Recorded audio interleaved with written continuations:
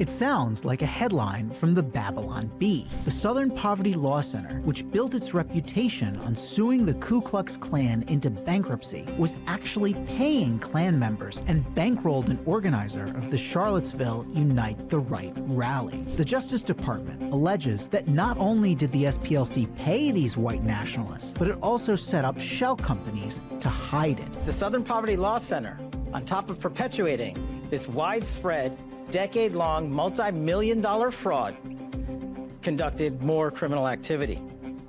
They attempted to hide their criminal activity from our financial banking network.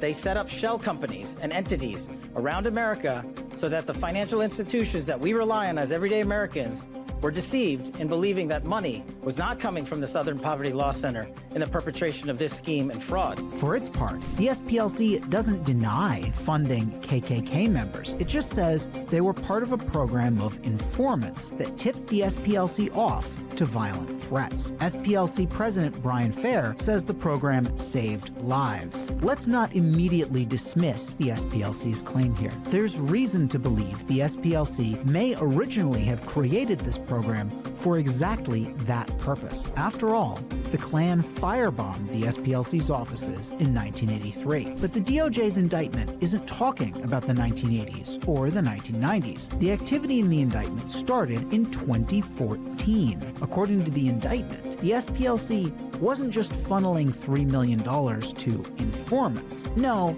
the SPLC actually directed the racist postings of a Charlottesville organizer and helped that person bring more people to the Tiki Torch rally. In at least one of these matters, our investigation revealed that funds were used to facilitate the commission of further state and federal offenses. The SPLC was paying the very same extremists it featured on its website. I'm no expert on embedding informants in white nationalist groups, but it seems that if you're trying to prevent violence, publicly spotlighting your informant on a national website might defeat the purpose. So if the SPLC wasn't paying these people to prevent violence, why was it paying them? That's where my research from Making Hate Pay, the Corruption of the Southern Poverty Law Center, comes in. SPLC co-founder Morris Dees was a consummate fundraiser. When the SPLC sued Klan groups into bankruptcy, liberal donors couldn't wait to send money.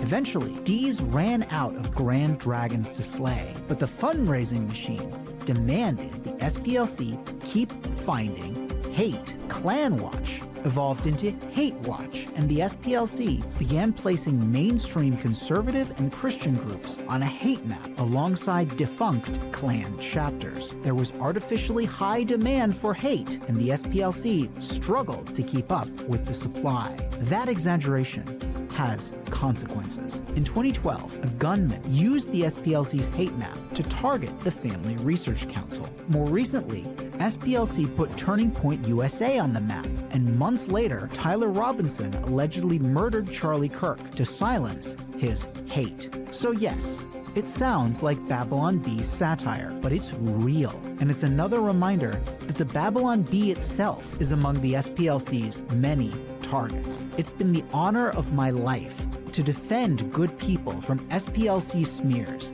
and I'm glad the Justice Department has finally vindicated my work.